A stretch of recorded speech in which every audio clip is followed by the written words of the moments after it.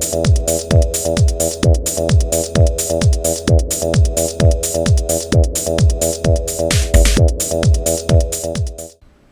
there folks, today I'd like to take a casual peek into the Marvel Legends Beast action figure set by Toy Biz.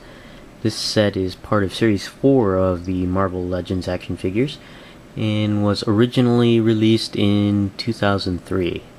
I got this set in 2011 when I purchased this set at a local toy consignment shop called Toy Fusion and paid $10 for this set.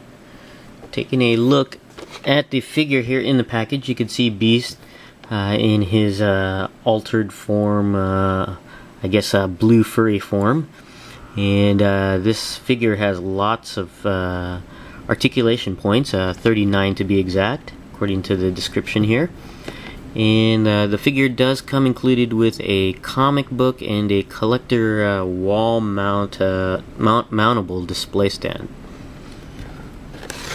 Taking a look here at the back of the package, you can see a description of Marvel Legends there, and some statistics for Beast, and a description of Hank McCoy as Beast. Down below we have the figures from Series 4. We have Punisher, Gambit, Beast, and Elektra. We'll be right back and have Beast here out of the package. Okay, we're back and we have Beast here, and he does come included with two items, the wall mountable display and the comic book. And before we get into the figure, we'll take a look at these two items. And the first one here is the comic, a recreation of X-Men number 3 that was written by Chris Claremont and drawn by Jim Lee. And it's very interesting how this recreation here says X-Men number 3 featuring the Beast, and I believe that's entirely false, because I went through this comic and I had the original comic. I don't know if this is a recreated cover or just a brand new cover, because it does not look familiar to me. I remember seeing a different cover. And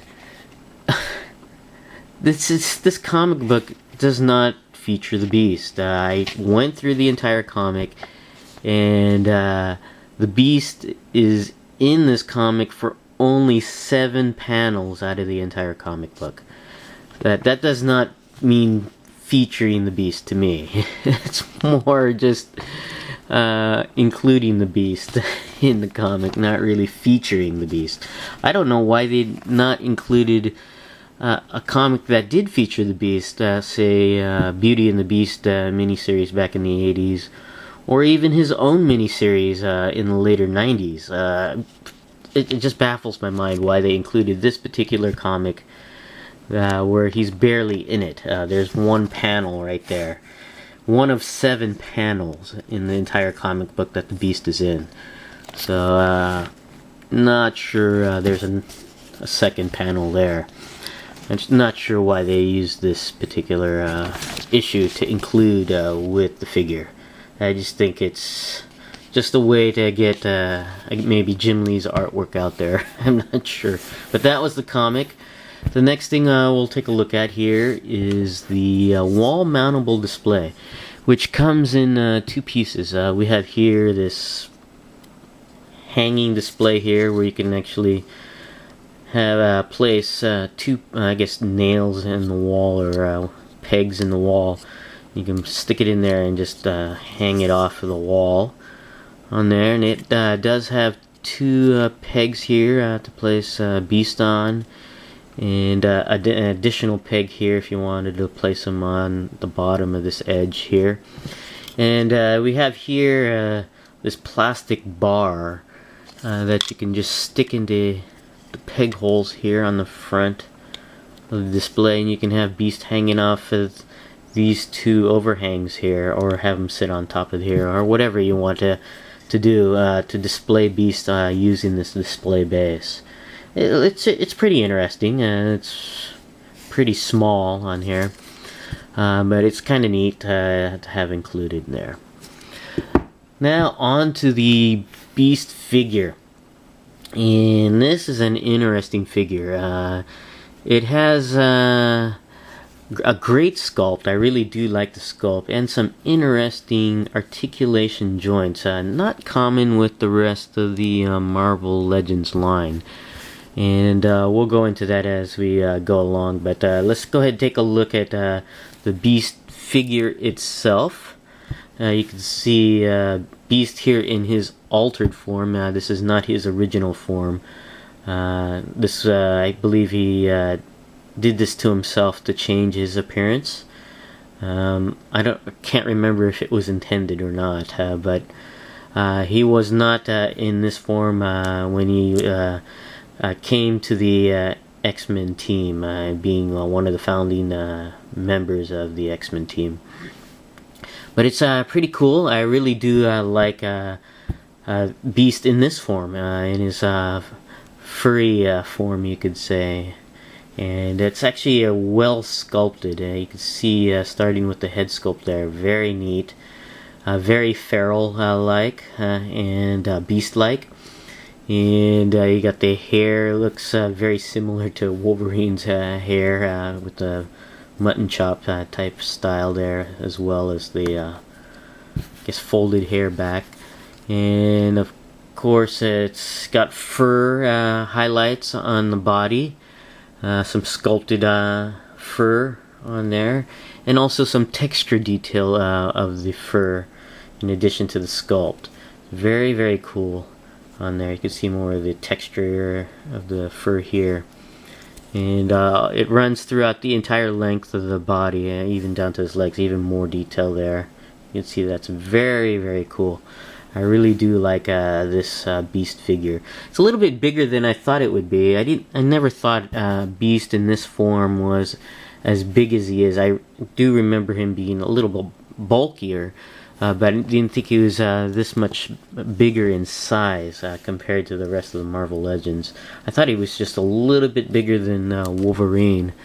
But this guy is pretty big, especially when you have him standing straight up and down. It's very cool. I just really like this figure. Going over the articulation of Beast here, the head does go up and down and all the way around. It's actually the head is separated at the neck on there, so it can go all the way down if you hold the neck, but if you don't, the neck goes with it. So the neck is actually a separate piece of plastic on there, unlike other Marvel Legends figures. But yeah, so the head does go all the way around, up and down slightly. The jaw has an articulation point, which is nice, so you can have it open or closed or somewhere in between. The neck joint is on a hinge swivel joint that allows the neck to move up and down and all the way around on there. The arms do go all the way around. They do go out and in. This one a little bit more than the left arm, because the sculpting on the left shoulder here is a lot more prominent than on the right shoulder there. The arms do go all the way around on the bicep. Single joint at the elbow that allows you to go in and out. There's a cut on the forearm that allows half of the forearm to go all the way around. The hands are on a hinge joint that goes in and out, and the fingers are articulated. The index finger by itself, and the rest of the fingers joined, and the thumb also is articulated, which is really cool.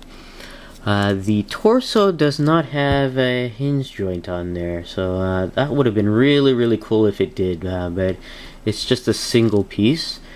And the waist does go all the way around. And here's the one major difference on the articulation joints compared to other Toy Biz Marvel Legends, is the hip joint. This hip joint is more like the DC Universe Classics joints. and it's a hinge swivel joint that allows the leg to go up and down, very little to the back because of his tush there blocking the articulation, and does go out to the side on this separate hinge joint here. The thigh does go all the way around. The knees do bend at 2 points on there, and the feet do bend down and up, but the hinge joint is very stiff on both ankles here, and there is an ankle pivot as well as toe articulation. Overall, a great figure, and I really do love the Beast here, and I prefer the Beast in this form than his original human form, humanoid form. It's just a really great figure. Just wish they had that hinge joint at the torso, but they did not include that, which is unfortunate. But still a great figure with some okay accessories compared to other Marvel Legends on here. But I do highly recommend getting this figure. It's one of those figures that is not that expensive. It's relatively cheaper compared to other Marvel Legends, which is surprising because this is a great figure for its price. But this is my casual peek into the Marvel Legends Beast action figure. Thanks for watching, and I'll see you guys next time.